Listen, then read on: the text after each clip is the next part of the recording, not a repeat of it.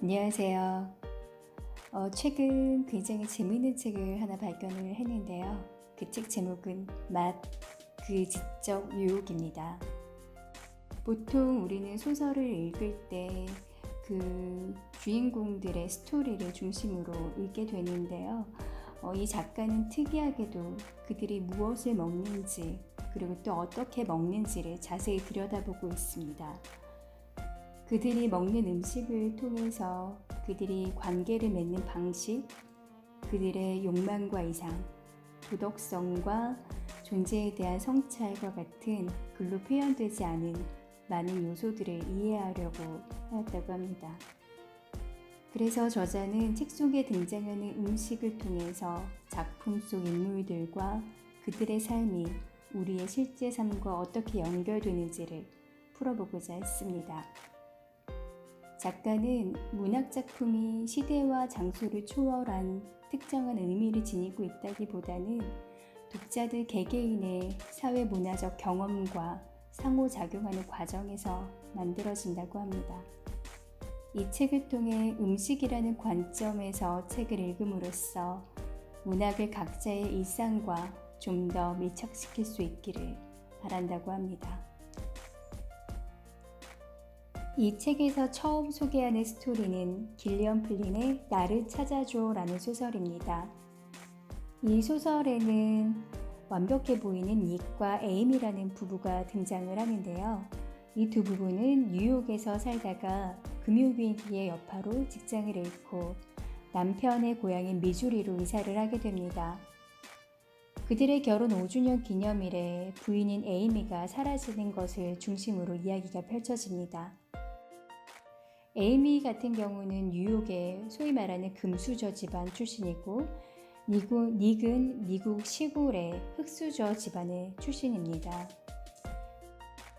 에이미 같은 경우는 에그 베네딕트를 아침 식사로 쉽게 만들고 에이미의 집에 가면 유기농 채소와 퀴노아와 같은 몸에 좋은 곡식으로 식사를 대접합니다.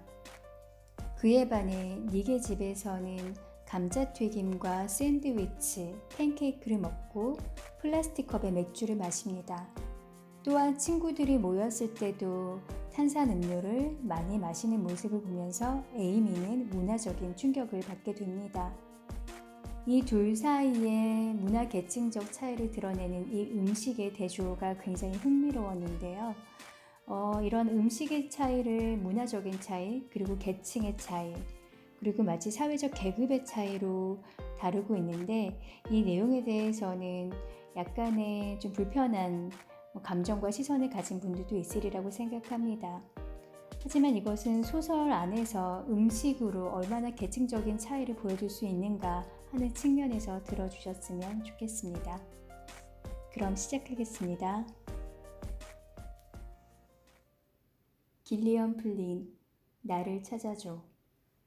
미스터리 스릴러 소설 나를 찾아줘는 2012년 출판된 후 9개월 만에 200만 부의 판매고를 기록하며 뉴욕타임스 베스트셀러 자리를 수주간 지켰다. 2014년에는 데이비드 핀처 감독에 의해서 영화로 만들어지기도 했다. 될 수 있으면 피하려 하지만 어쩔 수 없이 금요일 저녁이거나 토요일에 마트에 가야 할 때가 있다. 많은 사람들 틈바구니에서 물건을 고르는 것도 피곤한 일이지만 계산대 앞에 늘어선 긴 줄에 서 있기는 더 죽을 맛이다. 그런데 줄 서는 지루함을 달랠 수 있는 나만의 방법이 있다. 다른 사람들의 쇼핑카트를 구경하는 것이다. 내 앞에 있는 사람이 계산대 위에 몇 가지 물건을 올려놓는다. 라면과 즉석밥과 몇 가지 즉석식품, 그리고 초밥과 맥주다. 그를 보면서 20, 30대 남성의 싱글 라이프에 대해 상상해 본다. 그의 귀에 꽂힌 이어폰에서는 어떤 음악이 흘러나오고 있을지 궁금해진다. 내 바로 앞에 서 있는 여성의 쇼핑카트는 물건으로 가득하다. 빵가루까지 입혀져 기름에 튀기기만 하면 되는 돈가스, 포장지에 만화 캐릭터가 그려진 과자들, 삶아 놓은 나물 두어 가지, 두 팩을 묶어 할인된 가격에 파는 두부, 삼겹살, 우유와 요구르트, 캔맥주, 세제 등 아이들과 남편을 먹여 살리기 위해 고군분투하는 맘의 일상을 상상하니 대충 묶은 그녀의 머리까지도 의미 있게 보인다. 미용실 갈 시기를 놓쳐 손질에 애를 먹다가 그냥 묶어버렸구나. 쉴 새 없이 문자를 주고받는 상대가 누군지 궁금해진다. 학원에 가기 싫다는 아이와 신랑이라도 하고 있는 건 아닌지. 내 뒤로는 마치 어제 미용실에 다녀온 듯한 머리를 한 날씬한 여성이 쇼핑카트 대신 플라스틱 장바구니를 들고 차례를 기다리고 있다. 유기농 어린잎 샐러드, 플레인 요구르트, 병에 든 파스타 소스, 그리고 화이트 와인과 탄산수도 두어 병 보인다. 오렌지도 있는데 6개씩 망에 담겨진 게 아니라 낱개로 2개다. 아보카도도 하나 있다.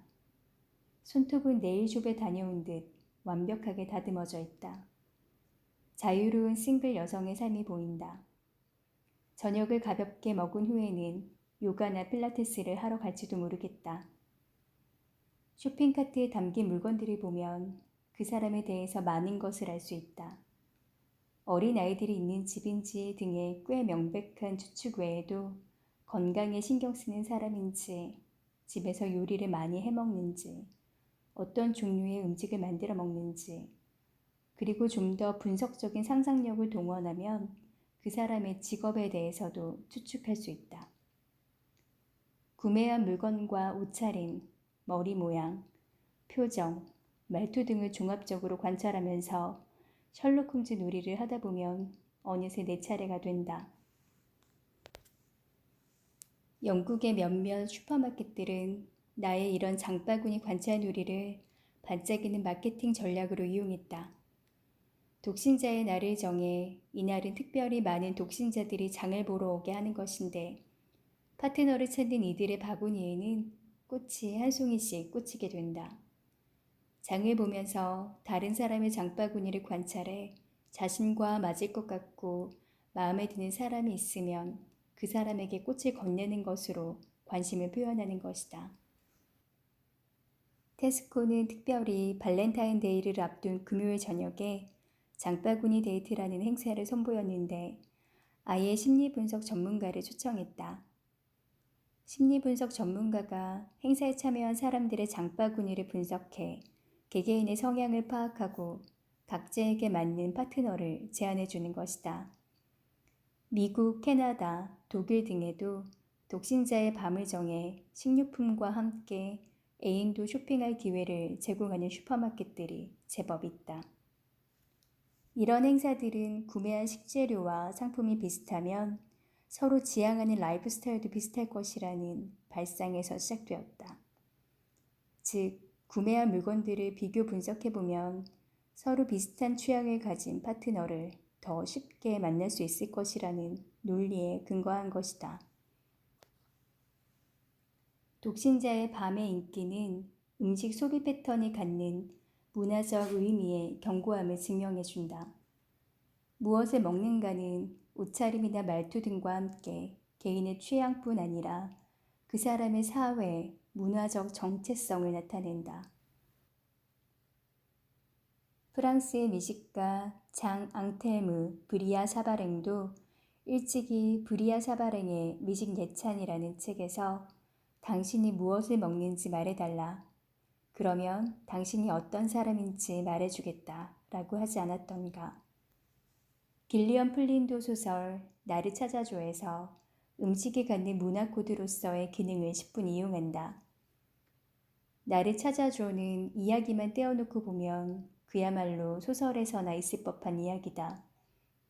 그러나 책을 읽다 보면 개연성이 부족하다는 느낌은 들지 않고 닉과 에이미가 우리 주위에 실제로 존재하는 사람들처럼 느껴지고 그들의 일상이 실화처럼 느껴진다. 이는 이야기에 촘촘히 엮인 소소한 디테일 때문이다. 그리고 이러한 디테일을 살려주는 것이 바로 음식이다. 소설에서 언급된 음식의 종류만 해도 아이스크림이나 핫도그 같은 평범한 음식부터 아티초크, 가시게 같은 고메 음식까지 70여 가지나 된다. 닉과 에이미의 일상에 관한 묘사는 음식에 대한 구체적인 설명과 함께 이루어져 독자는 그들의 행동과 말과 생각에 천천히 빠져들게 되고 그들이 실제로 살아 움직이는 것처럼 느끼게 된다. 에이미가 만든 아침 식사 중 하나인 에그 베네딕트는 에이미에 대해 알 수 있는 중요한 단서다. 에그 베네딕트는 뉴욕의 브런치를 대표하는 메뉴다. 구운 잉글리시 머핀에 버터를 바르고 가장자리까지 바삭하게 구운 햄이나 캐나다식 베이컨과 수란을 얹고 홀란데이즈 소스를 올리는 것이 기본이다.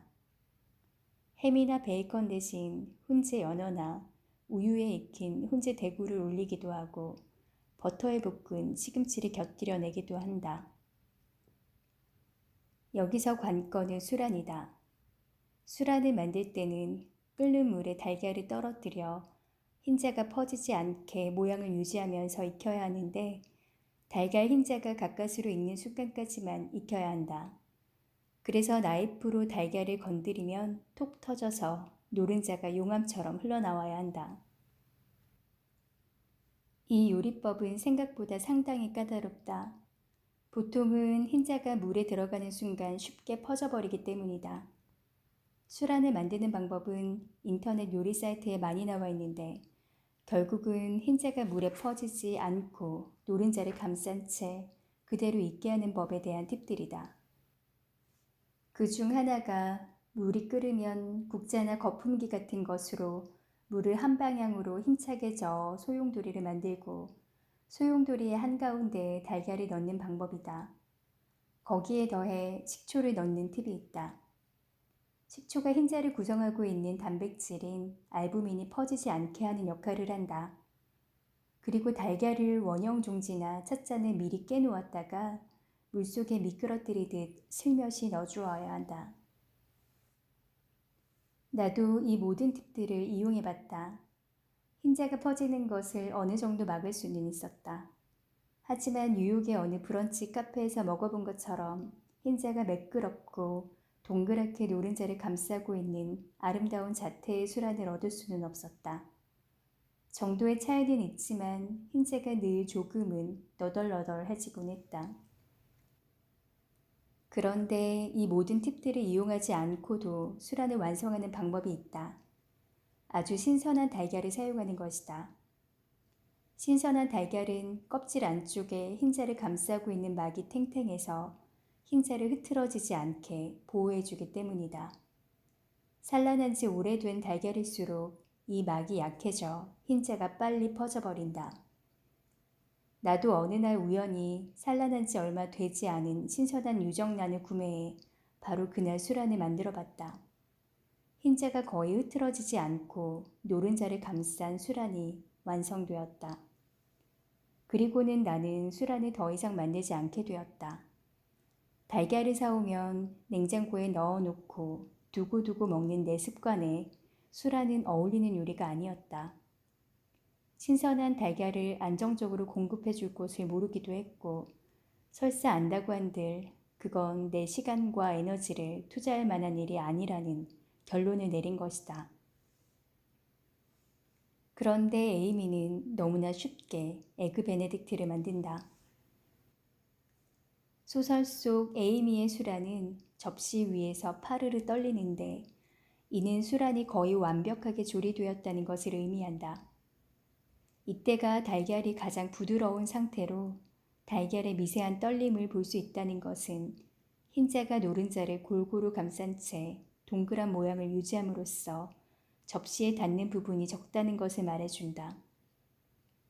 에이미는 분명 매우 신선한 달걀을 사용했을 것이다. 며칠 전 슈퍼마켓에서 사다 냉장고에 넣어놓은 것이 아니라 전날 저녁 농장에서 바로 들여온 달걀을 파는 유기농 가게에서 산 것일 게다. 길리언 플린은 에그 베네딕트를 통해 에이미의 사회문화적 정체성을 매우 효과적으로 표현하고 있다. 에이미는 훌륭한 에그 베네딕트가 어떤 모양과 맛이어야 하는지 알 정도로 사회 문화적 경험이 충분하고 그걸 집에서 재현하기 위한 정보와 자원을 가지고 있는 것이다. 에이미는 결혼기념일에 늘 보물찾기 형식의 게임을 통해 남편 닉에게 선물을 준다. 에이미가 단서를 여기저기에 숨겨놓으면 닉은 그 단서들을 차례차례 풀면서 선물이 숨겨져 있는 곳까지 찾아가는 것이다. 첫 번째 결혼기념일은 뉴욕 대모험이라고 할 만큼 그들의 뉴욕 생활에 대한 단서들로 이루어진 보물찾기이다. 첫 번째 단서는 닉이 감기에 걸리면 꼭 찾는 것이다. 답은 프레시던트가에 있는 태국 식당의 똠양 수프다. 닉이 이 답을 맞추고 태국 식당으로 가면 식당 주인이 두 번째 단서를 주는 식이다. 차이나타운의 레스토랑, 센트럴파크의 앨리스 동상 등이 닉이 들러야 할 곳이고 마지막으로 풀튼가에 있는 수산시장에서 바닷가재를 사 집으로 돌아오는 것으로 보물찾기는 끝난다. 이 과정에서 닉은 맨해튼의 주요 동네를 순회하게 되는데 이 장면은 에이미의 라이프 스타일이 뉴욕이라는 도시와 얼마나 밀착되어 있는지를 보여준다. 에이미에게 닉과의 즐거웠던 순간들은 모두 뉴욕이라는 도시의 특색과 연관되어 기억에 새겨져 있다. 뉴욕이라는 공간은 곧 에이미의 정체성을 대표한다. 닉과 에이미가 미주리로 이사가는 날, 에이미가 뉴욕에서 마지막으로 한 일은 베이글 샌드위치를 산 것이다. 베이글은 미국적인 것이 아닌 뉴욕적인 것의 상징이다.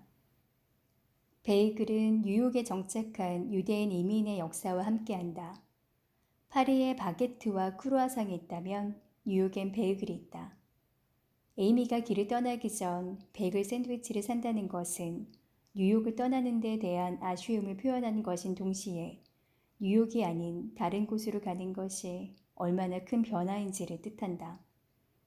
뉴요커들이 생각하는 미국적인 것은 미국의 다른 지역 사람들이 생각하는 미국적인 것과 다를 수 있다.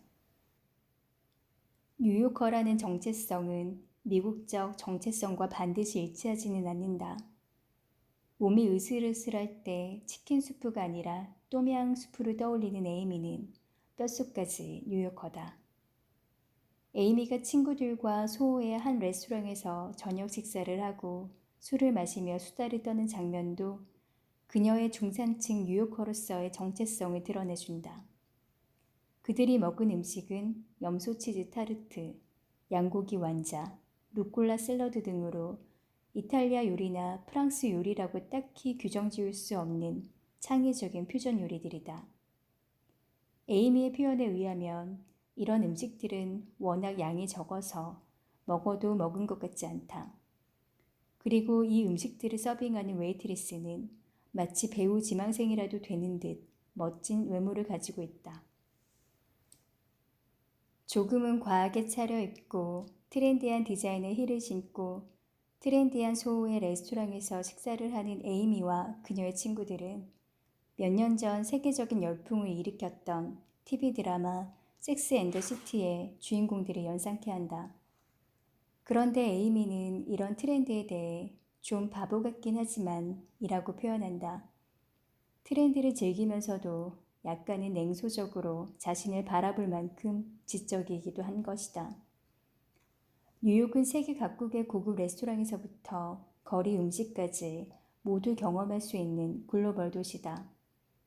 차이나타운, 코리아타운, 리틀 이탈리, 리틀 폴란드, 리틀 인디아, 리틀 가이아나 등 다양한 언어와 문화가 초국가적 커뮤니티를 형성하며 공존하고 있다.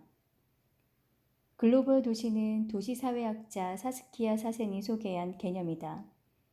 세계 자본이 집중되고 초국가적 기업, 금융, 권력 등이 상호 결합되어 세계 경제의 통제센터가 되는 도시들을 말한다. 예를 들면 뉴욕, 런던, 파리, 도쿄 같은 도시들로 이들은 초국가적 시장 공간이 되고 사회 문화적 흐름도 초국가적으로 재구성된다.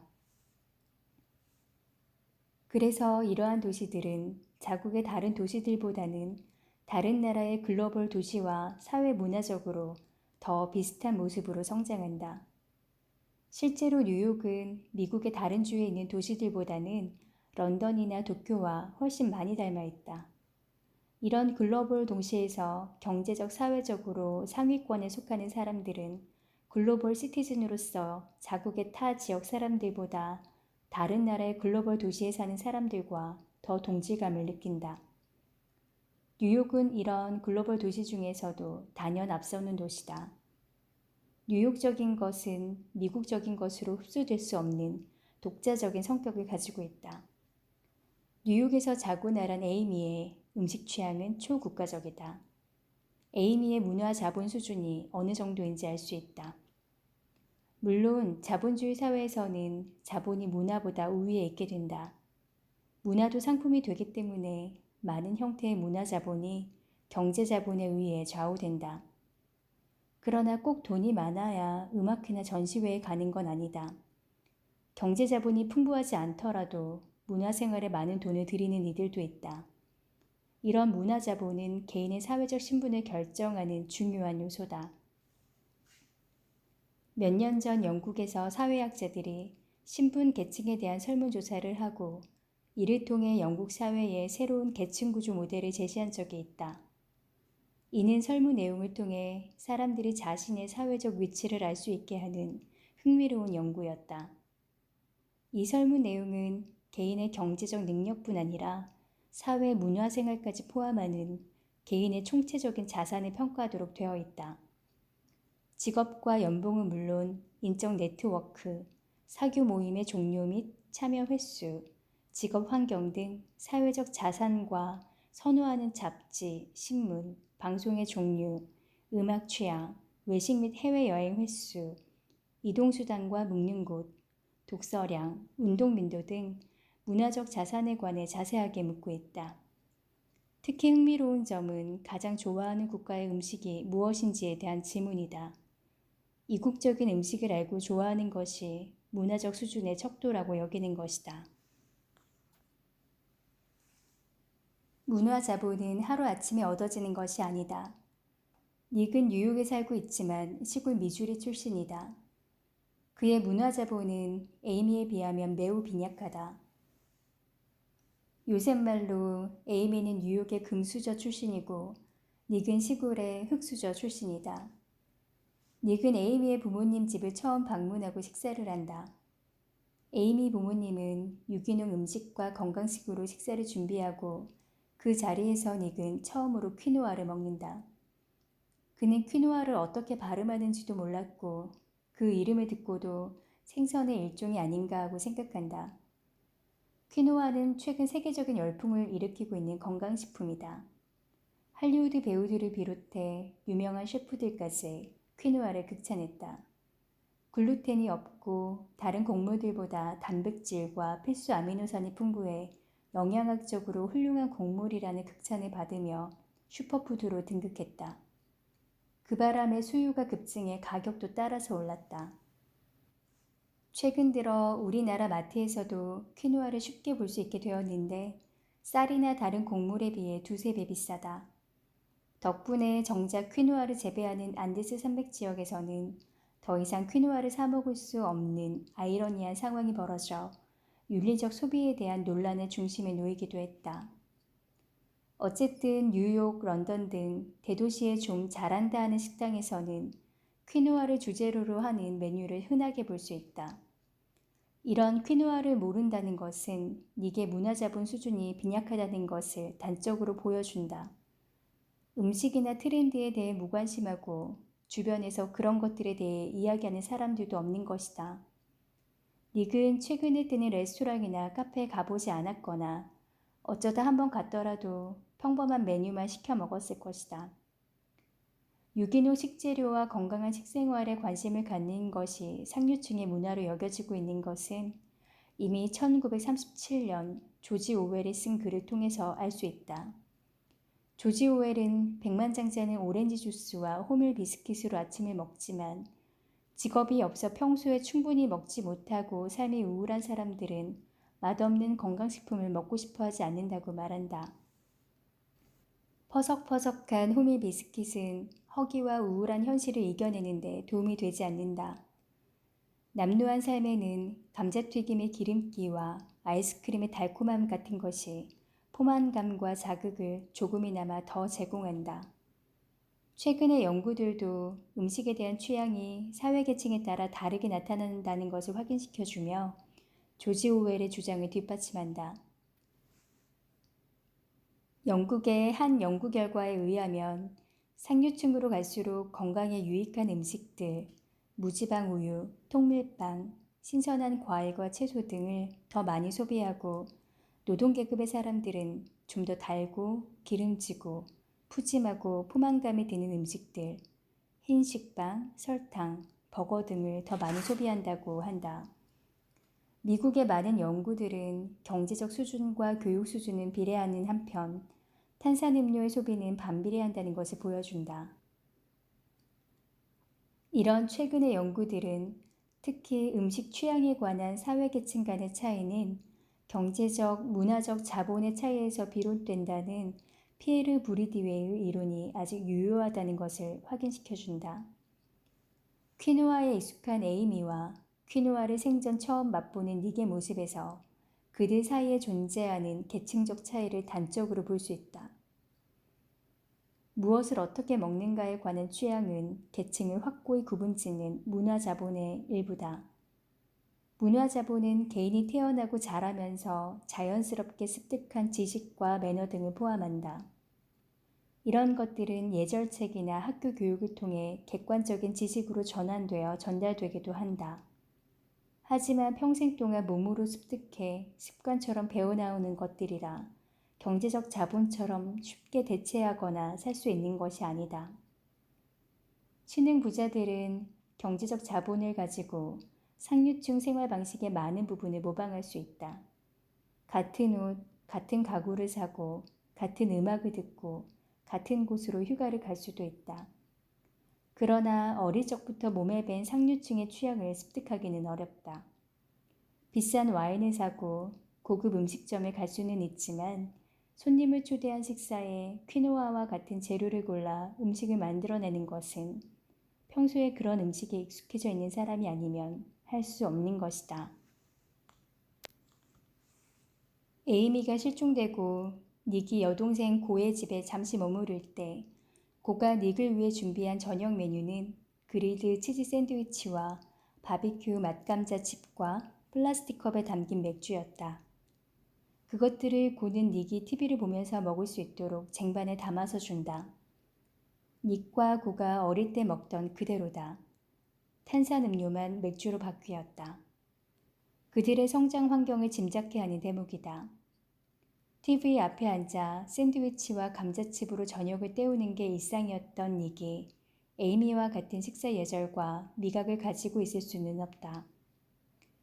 에이미가 에그 베네딕트를 만든 아침이 특별히 기억되는 건 그날 아침 그녀가 깨달은 닉과 자신의 차이 때문이다. 에이미와 닉이 막 아침 식사를 하려고 할 때 닉은 걸려온 전화를 받으며 방으로 들어가 버린다. 에이미가 에그 베네딕트를 담은 접시를 들고 식탁으로 다가오려던 참이었다. 그녀는 접시를 식탁에 내려놓고 식어가는 음식을 보며 어찌해야 할지 고민한다. 자기가 닉이라면 자신과 아침 식사를 하기 위해 기다리고 있는 또 한 사람을 배려해 손가락으로 잠시만 기다려달라는 신호쯤은 보냈을 것이라고 생각한다.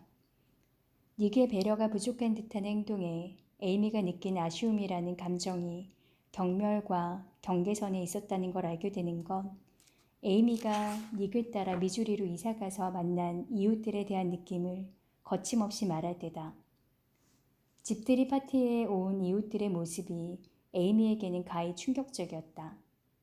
그들은 탄산음료를 어마어마하게 마신다. 그것도 유리컵이 아닌 일회용 플라스틱 컵에. 동네 사람들이 만들어 온 음식은 크림과 설탕이 잔뜩 들어간 엠브로시아 샐러드, 슈퍼마켓에서 파는 당근과 샐러리 스틱과 맛없어 보이는 소스 등이다. 음식은 담아온 플라스틱 밀폐 용기채 놓고 먹고 남자들은 담배꽁초를 음식 옆에 아무렇게나 던져놓는다. 유기농 채소를 먹고 레스토랑에서는 먹고도 먹은 것 같지 않은 양의 요리들을 음미하며 특별한 날에는 살아있는 바닷가재로 찜을 준비하는 에이미에겐 낯선 세상이다. 에이미는 사람들이 음식을 담아온 플라스틱 밀폐용기들이 일회용인 줄 알고 모두 버렸다가 깨끗하게 닦아서 돌려줘야 한다는 것을 알고 밀폐용기를 새로 사서 주어야만 했다. 그녀는 자신이 이런 문화의 일부가 돼야 한다는 사실에 죽고 싶은 심정이었다. 부르디외는 자기와 다른 라이프 스타일에 대한 혐오가 가장 강력하게 계층을 구분지으며 취향이 다르다는 데 대한 거부와 혐오가 폭력적일 수 있다고 말했다. 에이미에게는 닉이 자신을 시골로 데려온 것이 폭력으로 느껴졌을 것이다. 그리고 미주리에서의 삶에 대한 에이미의 경멸과 혐오는 그에 대항하는 또 다른 폭력이다. 에이미는 결혼기념일 아침에 크레이프를 만든다. 크레이프는 프랑스식이다. 밀가루, 우유, 달걀, 그리고 버터만 있으면 되는 간단한 음식이지만 반죽을 아주 묽게 해 종이짝처럼 얇게 만드는 것이 중요하다. 반죽을 프라이팬에 붓는 순간 거의 익어버리기 때문에 균일한 두께로 만들기 위해서는 재빠르게 프라이팬을 돌려줘야 하고 또 뒤집을 때 찢어지지 않아야 한다. 수란을 만들 때처럼 세심함이 요구된다. 크레이프의 본사는 프랑스의 부엌 용품점이나 잡화점에 가면 무엇에 쓰는 물건인지 감이 잘 안 잡히는 나무로 만든 T자 모양의 작은 도구가 있다. 크레이프를 만들 때 반죽을 팬에 부은 후 컴퍼스처럼 돌려 반죽이 동그랗고 고르게 퍼지도록 하는 데 쓰는 도구다. 제대로 된 크레이프를 만드는 게 생각보다 까다롭다는 증거다.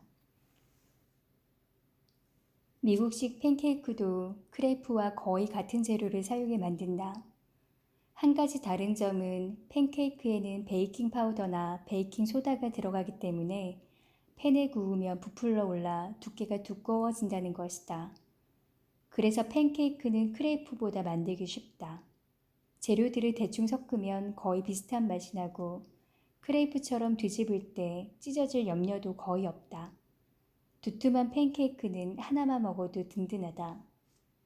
잘 만들어진 야들야들한 크레이프는 팬케이크보다 섬세하고 우아해 보인다. 팬케이크가 광목이라면 크레이프는 실크 같은 느낌이다. 요즘에는 얇디 얇은 크레이프를 수십 장 쌓아 만든 크레이프 케이크도 유행하고 있다. 켜켜이 쌓인 크레이프가 만들어내는 케이크의 단면 사진은 SNS의 인기 아이템이다. 팬케이크를 2층, 3층으로 쌓아 메이플 시럽을 듬뿍 끼얹은 모습도 먹음직스럽다. 그러나 크레이프의 섬세한 아름다움보다는 푸짐함의 미학이 강조되는 모양새다. 에이미가 실종된 후 닉이 그 지역 경찰과 만나는 곳이 팬케이크 하우스인 점이 흥미롭다. 미주리는 팬케이크의 고장이다. 에이미가 미주리에 내려와 살면서도 줄곧 크레이프를 만드는 것은 궁극적으로 미주리의 생활과 타협할 수 없다는 것을 암시한다. 그리고 에이미는 나중에 집에 돌아온 후 다음날 아침에도 크레이프를 만든다. 이는 그녀가 조금도 변하지 않았고 앞으로도 변하지 않을 것이라는 것을 예고한다. 에이미는 미주리를 결코 자신의 홈으로 받아들일 수 없는 것이다. 그녀는 지금까지 그래왔던 것처럼 자신의 방식과 모습 그대로 살아갈 것이다. 모두에게 완벽한 부부로 보였던 닉과 에이미의 이야기는 2008년 미국 금융위기의 여파로 둘 다 직장을 잃고 뉴욕을 떠나 닉의 고향인 미주리로 이사를 하고 그들의 결혼 5주년 기념일에 에이미가 흔적도 없이 사라지는 사건을 중심으로 펼쳐진다. 에이미의 행방에 관한 궁금증도 궁금증이지만 책을 읽으며 내 마음을 사로잡은 것은 닉과 에이미의 시점에서 번갈아 가면서 쓰인 서사를 통해 드러나는 두 사람의 차이이다. 아니, 그 차이를 마치 오랜 가뭄 동안 서서히 갈라지는 땅바닥처럼 드러나게 하는 빈틈없는 서사 구조다. 완벽한 커플로 보였던 이 둘의 관계는 사실 완벽한 평행선을 그리고 있었다. 나를 찾아줘는 단순히 여자와 남자에 관한 이야기가 아니라 크레이프를 만들고 와인을 마시는 여자와 팬케이크를 먹고 맥주를 마시는 남자에 관한 이야기다. 길리언 플린은 음식을 상징적으로 활용해 완벽해 보이는 부부가 서로에 대한 환상을 깨가는 이야기에 사회계층과 지역 간의 차이라는 서사를 엮어 넣어 깊이 있는 의미의 층을 만든다. 겉으로는 여우 같은 여자 에이미와 곰 같은 남자 닉의 연애와 결혼 이야기가 미스터리 스릴러라는 장르에 담겨 있는 것처럼 보인다. 하지만 촘촘히 엮인 디테일들은 에이미와 닉의 차이는 남자와 여자의 차이가 아니라 계층적 차이라는 것을 보여준다. 그들의 이야기는 현대 미국 사회에서 심화되어 가고 있는 계층 간, 지역 간 차이와 갈등을 드러낸다.